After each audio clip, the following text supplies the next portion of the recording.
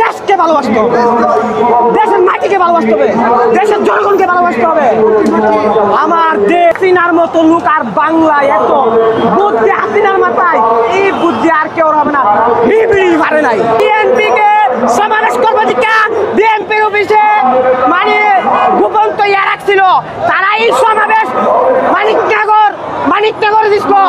কারণ কি বিএনপিকে জনগণ এত ভালোবাসে, বিএনপির সমাবেশ ওরা দেখলে দেখলে মাথা নষ্ট হয়ে যেত যে বিএনপি বিরোধী দল 16-17 বছর বিরোধী ছিল, তারপরে সমাবেশ এত লোক করতেও তার মাথা নষ্ট হয়ে যেত।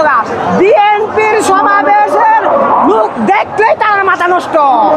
কিন্তু স্বৈরাচারে হারে হারে টের পাইছে 16-17 বছরও বিএনপিকে বিচ্ছিন্ন করার জন্য, শেষ করার জন্য, নীলপরা করার জন্য তারা 16-17 বছর এমন কোনো প্রয়োগ করে নাই যে বিএনপিকে বিচ্ছিন্ন করার জন্য।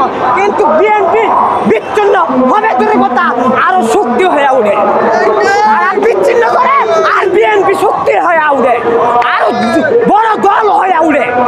বিএনপি কে বিচ্ছিন্ন করবে? বিএনপি জনশক্তি দল, হাসিনা ধারে হারে টের পেয়ে গেছে। কিন্তু হাসিনা পালানোর পরে হাসিনার চুষুররা তারা এখন লেবেশ পাল্টায়া বিএনপিকে নির্মূল করার জন্য লেগে পড়ে উঠেছে।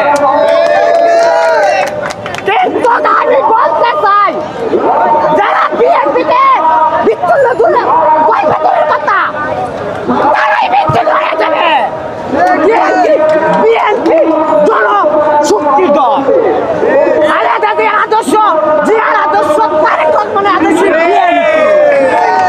বিএনপিকে শেষ করা এত মুহের কথা না। তোমরা চাইলে শেষ করে লাইবা।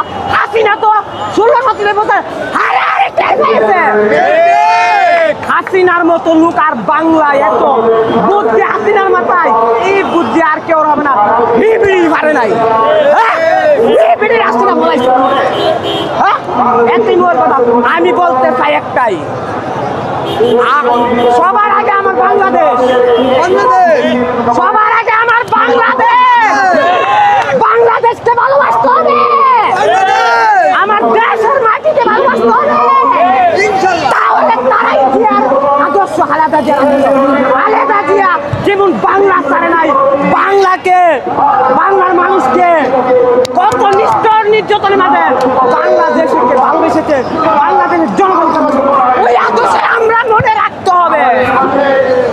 কিন্তু যারা জিয়ার আদর্শ, খালেদা জিয়ার আদর্শ, তারেক রহমানের আদর্শ যারা না মানবে, তারা বিএনপির কোনো লোক হইতে পারে না।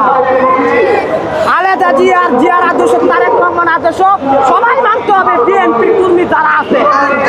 তাইলে আপনারা বুঝতে পারবেন খালেদা জিয়ার আদর্শ কি আছে।